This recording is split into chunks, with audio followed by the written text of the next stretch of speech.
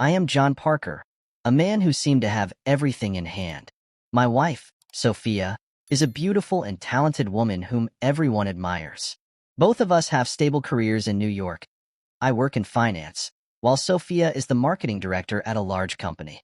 We have a glamorous life, dinners at fancy restaurants, luxurious vacations, and a group of friends in the upper echelons of society. But little do people know, everything was just a facade. We had been married for 7 years, and no one could have imagined that our perfect life would be threatened by a silly game. A game that I once thought would never become an issue. The first time I heard about the Celebrity Hall Pass was on a summer evening, when we were at a party with some of our close friends. The atmosphere at the party was lively. Everyone gathered around the pool, sharing funny stories and drinks flowing freely. But then, when the conversation among the couple started shifting to a different topic, I began to realize how strange it was. We all have a Celebrity Hall Pass, don't we? Claire, one of Sophia's friends, said. I looked at them, not understanding. Celebrity Hall Pass? What's that? Sophia turned to me, smiling softly, and explained. It's a game, honey. Each person picks a celebrity they would want to date, or even sleep with, if the opportunity arises, without it being considered cheating. I raised an eyebrow, surprised by the response. I looked at the other couples in the group, and they all nodded as if this was something they had done for a long time. So, if I pick a celebrity, I would be able to be with them without being considered unfaithful to you? I asked, feeling skeptical. Exactly, Claire replied, with a mischievous smile. But don't worry, it's just a game. Sophia chuckled, gently holding my hand. Honey, I just thought it was a fun little joke. I didn't object immediately, but I felt a strange unease in my chest. Are you seriously going to pick someone? I asked, my voice filled with concern. Sophia just shook her head, saying that it was all just pretend, but I felt something wasn't right. The next day, we went on with our usual routine, but that event kept circling in my mind. How could a game like this change everything? And I began to realize that the connection between me and Sophia was slowly fading. The long evenings, we were both immersed in our work. I stayed late at the office, and so did she. We no longer had dinner together like before. Our conversations became shorter and lacked emotion. A few months later, Sophia had to attend a conference in Los Angeles. At that time, I was busy with a major project at work, so I couldn't go with her. I simply sent a message wishing her a safe trip. Nothing special, until that night. Late at night, while I was working in the office, my phone suddenly buzzed. It was a call from Sophia. I'm at the club, John, she said, her voice sounding strange. You won't believe it. I just met David West, the Hollywood star. He said I should use my hall pass. At that moment, it felt like a heavy stone was pressing down on my chest. What are you talking about, Sophia? What did you just say? Her voice became harder to hear, seemingly drowned out by the noise in the background. I'm going with him. He said it's a once-in-a-lifetime opportunity. Don't worry, John. I love you. But before I could respond, the call ended. I stared at the phone screen, unable to believe what I had just heard. I immediately tried calling back, but it went straight to voicemail. I left several messages telling her not to do anything stupid. A feeling I couldn't describe overwhelmed me, as if the whole world suddenly collapsed. I couldn't sleep that night. My mind was spinning, wondering if I had misunderstood. Was Sophia really with another man? And was she really planning to use the hall pass we had once talked about as a joke? Everything became a blur in my head, and I didn't know what to do. The next morning, I tried calling again, but there was no answer. I sent messages, but received no replies. A terrible feeling consumed me.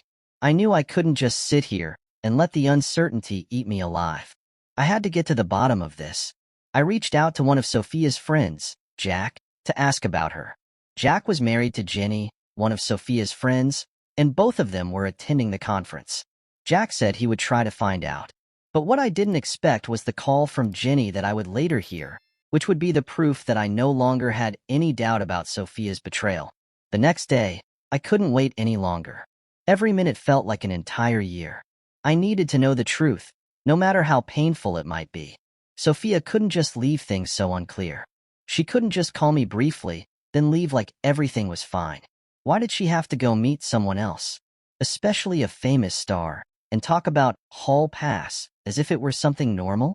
I couldn't handle this on my own without help. I called Jack. He was the only person I could turn to at this point. Jack picked up the phone. His voice sounded worried. "What's going on, John? What do you need?" I took a deep breath. "Jack, I need your help. Sophia. I think she's cheating on me with David West. I need you to help me find out where she is." Jack was silent for a few seconds, then replied, "Sure, I'll help you. But John, you need to prepare yourself. If everything is as you think, it's going to be a huge shock." I could hear the worry in Jack's voice, but I couldn't stop now. Something felt very wrong, and I had to know the truth. After hanging up, I sat down at my desk, trying to focus, but I couldn't. Everything kept spinning in my head. For the first time in 7 years of marriage, I felt like I was being deceived right before my eyes. The feeling was terrible. I kept asking myself, what did I do wrong? Was I too busy with work that she felt neglected? I didn't have time to think any longer. A few hours later, Jack called back. "I just spoke with Jenny. She said that Sophia really went with David. They left the club last night. Jenny even heard them talking about hall pass before Sophia agreed to go with him. He even talked about living out a dream." Jack's words were like a punch to my face. Every word, one by one, felt like knives stabbing into my heart. I couldn't believe it. How many times had I thought that stories of wives cheating were just things from movies, things that couldn't happen to me? But now, the truth was clear. She had betrayed me, and there was nothing I could do to change that. I didn't have the patience to wait for her to come back from Los Angeles anymore. I decided to find out for myself. I called Sophia's mother to ask if she knew anything about this. Her mother was someone I had always respected, but when I told her about my suspicions, she just sighed, her voice filled with disappointment. "John, I don't know what to say, but Sophia has always liked attention, especially from famous people. I don't think she's someone who would stop if the opportunity arose. But I hope she realizes that she's doing wrong." Her mother was right, but what I felt now wasn't just the wrongness of the affair.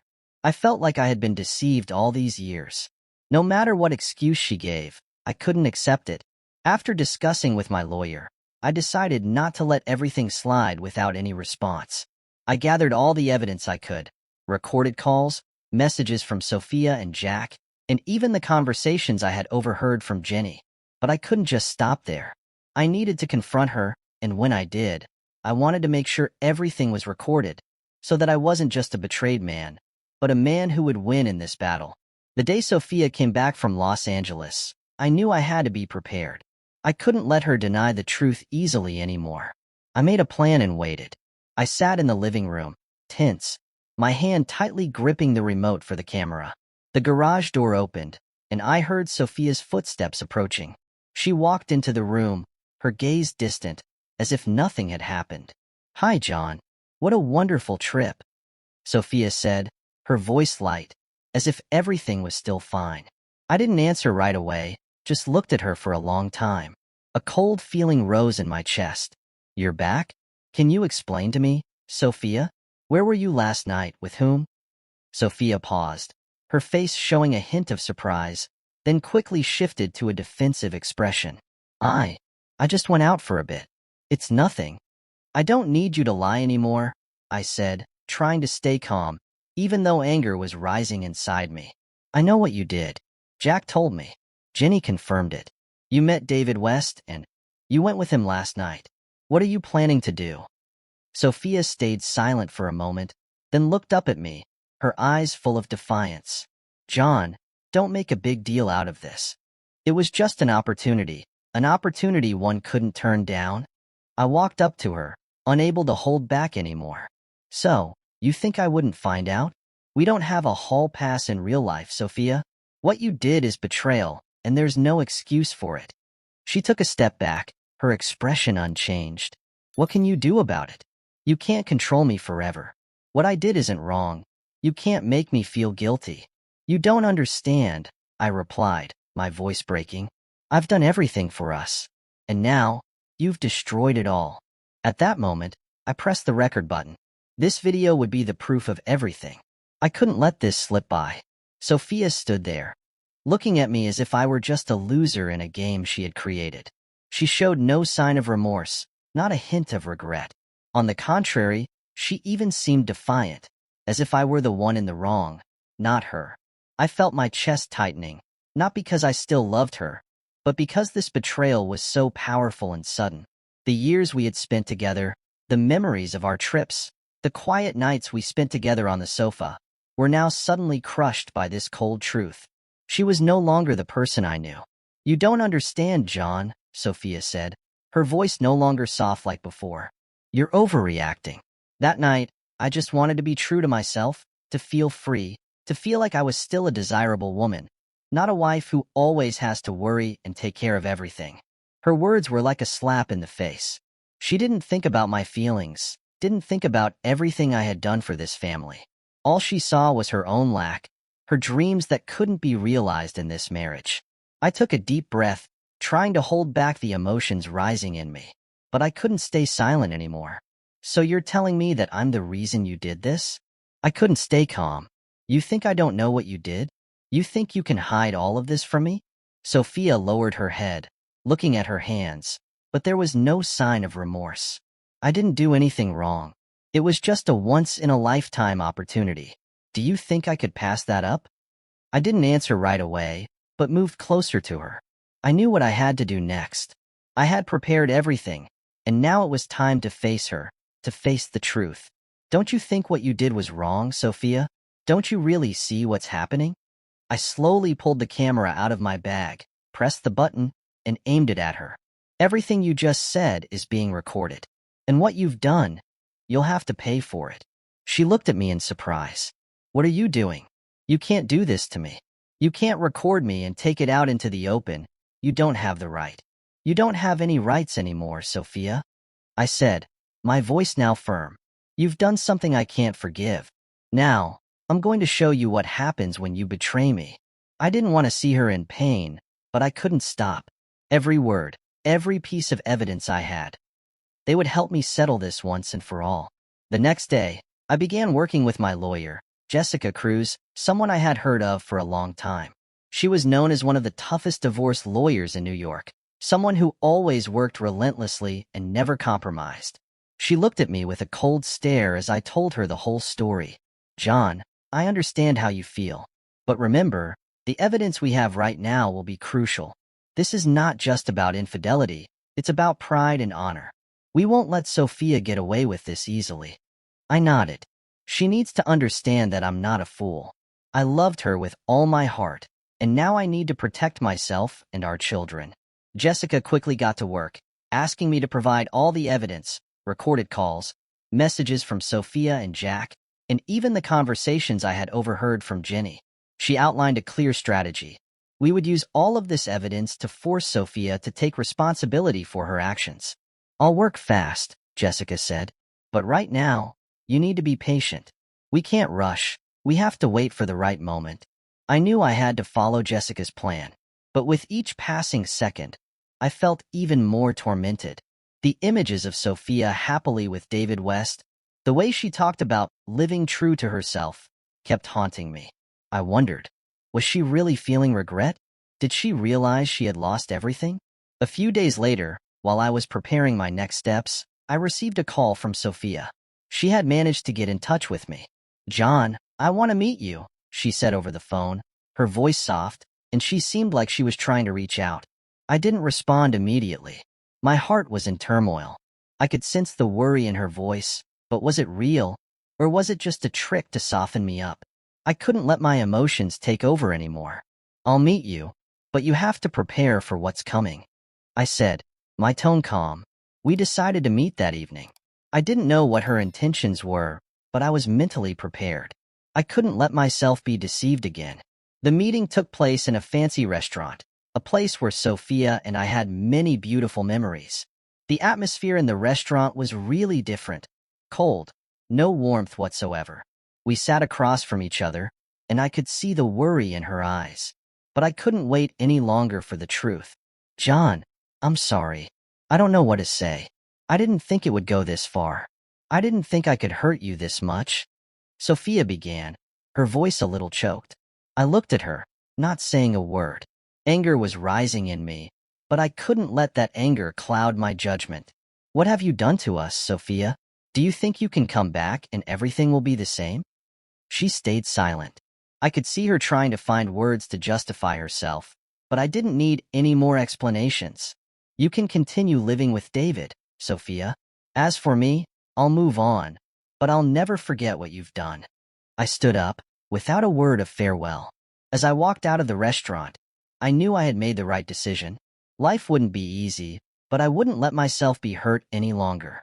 After that meeting, I couldn't describe my emotions. She stood in front of me, apologizing, but those apologies seemed to have no weight. All I felt was emptiness, the pain of realizing that someone I had trusted wholeheartedly could betray me so blatantly. I had nothing more to say to Sophia. When I stepped out of the restaurant, the New York night felt so cold. The bustling streets, with their dim lights, seemed meaningless to me. Each step I took was heavy, and I felt like I was lost in this city, among everything I once thought was solid. This marriage, my love, everything, had shattered. I returned home, the place Sophia and I had once called our home.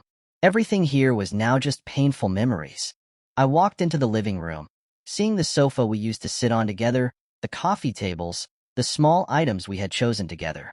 Every little detail in this house reminded me of the happy days I had once imagined would last forever. But no, everything had changed now. I couldn't continue living in this illusion.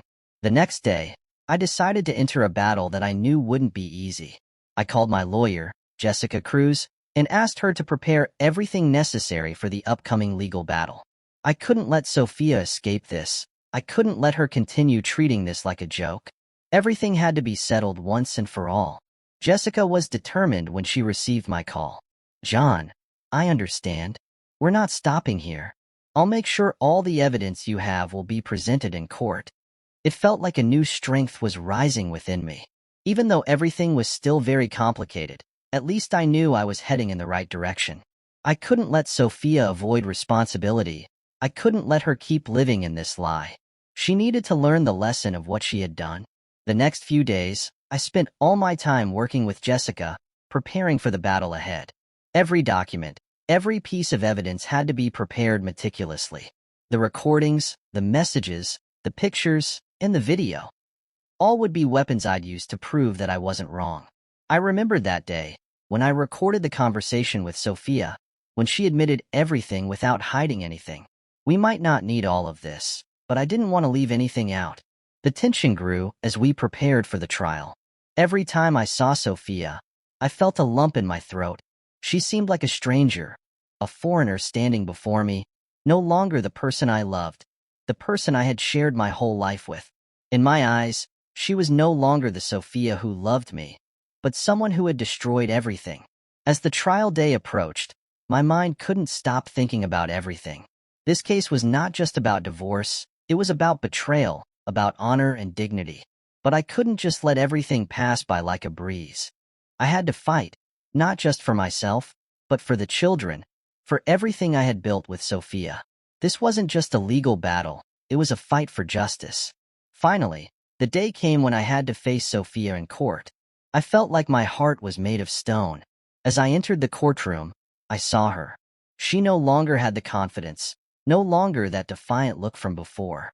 She sat there, silently, her head bowed as if she were hiding from an undeniable truth. The trial began. Sophia's lawyer stood up, and I could see the confidence in her eyes. Your Honor, we will prove that all of Mr. Parker's accusations are false. We will prove that Mrs. Butler did nothing wrong and that Mr. Parker is simply too tired of his marriage. I couldn't stand to hear those words. How could she say that when all the evidence was right in front of them? Jessica stood up, holding documents, her eyes sharp. Your Honor, we don't only have Mr. Parker's testimony, but we also have undeniable evidence. The recordings, the messages, and especially the video we have collected will prove that Mrs. Butler violated the commitments of marriage. The court was silent. I could feel the eyes of everyone in the room turn toward Sophia. She couldn't escape this truth anymore. Jessica continued to present each piece of evidence, each detail, until Sophia had no more excuses left.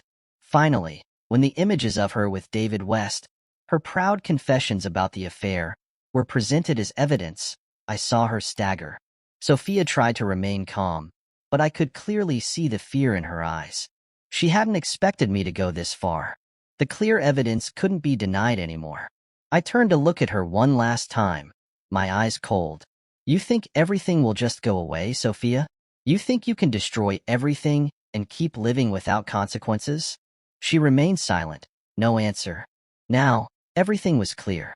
Our relationship, the trust one had given her, it was all over. The court gave its verdict, and although I didn't feel any sense of victory inside, I knew I had done the right thing. Finally, I could move on freely without worrying about the lies. Sophia would have to face the consequences of her actions. The feeling of loss still lingered in me, but at least I knew I had regained my self-respect. Even though the family had fallen apart, I would do everything to protect my children and rebuild my life. That was what truly mattered. After the trial, there was no feeling of victory flooding me. The feeling I thought would come, when Sophia faced what she had done, wasn't what I expected at all. I didn't feel relieved. I didn't feel that I had done the right thing. All I felt was emptiness, the exhaustion of a prolonged battle in which no one wins.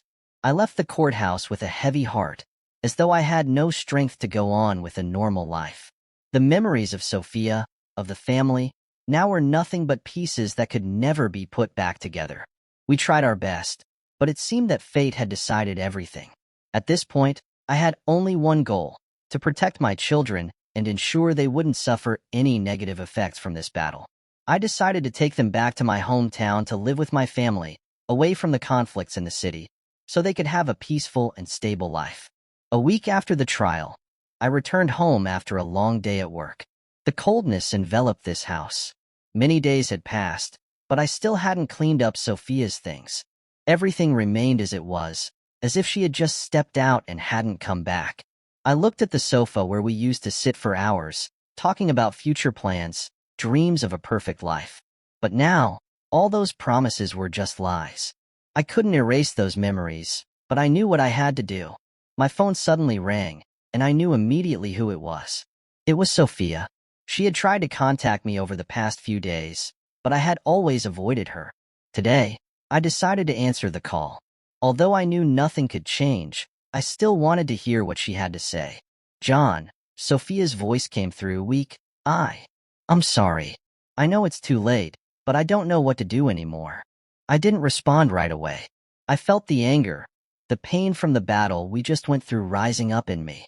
But I had decided to let go of those emotions. She was no longer someone worth my concern.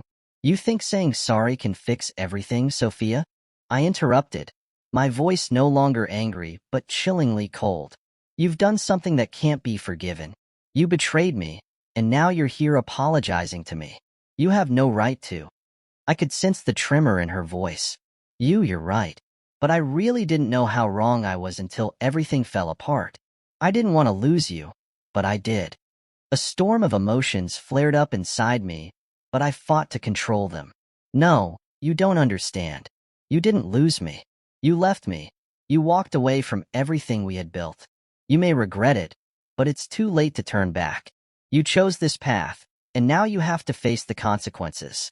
"I don't want to lose you, John. I was wrong. I love you." The word love from her mouth sounded so hollow, like a meaningless phrase anyone would say when there's no way left to redeem themselves. I couldn't believe her words anymore. "You love me?" I took a deep breath, then said, "If you loved me, you wouldn't have done this. If you loved me, you wouldn't have destroyed this family. It's all just lies." The silence stretched on for a long moment. I couldn't hear any more excuses from her. "Don't call me anymore, Sophia. Don't contact me again. We both need to end this." And then, I hung up. After ending that call, I felt a sense of relief, but I couldn't shake off the heavy feeling in my chest. I had made it clear to Sophia that everything was over, but deep down, I knew the battle wasn't truly over. No matter how hard I tried to forget, I would still have to face the consequences of her betrayal. I began to set up a new life for myself and my children. We moved back to my hometown to live with my family. Although my heart still ached, I knew this was where we would find peace. I didn't want my children to witness any more of the horrors. When I saw them happily playing with their grandparents, I knew I had done the right thing. Even though I had lost the love I had invested my whole heart in, at least I could give my children a happy life, away from the hurt. As time passed, I gradually recovered. Each day, I felt stronger, though the wounds in my heart remained. Sometimes, I still thought about Sophia, about the memories we had, but I no longer let those thoughts control my life. I had learned to live for myself, for my children. And then one day, I received a letter from Sophia. In the letter, she apologized once again, saying that she had realized her mistake and that nothing was more important than her regret and desire to change. But I didn't open the letter. I didn't need any more apologies, because I had learned to forgive myself, and I knew I deserved a new life, a life free from pain, no longer haunted by the mistakes of the past.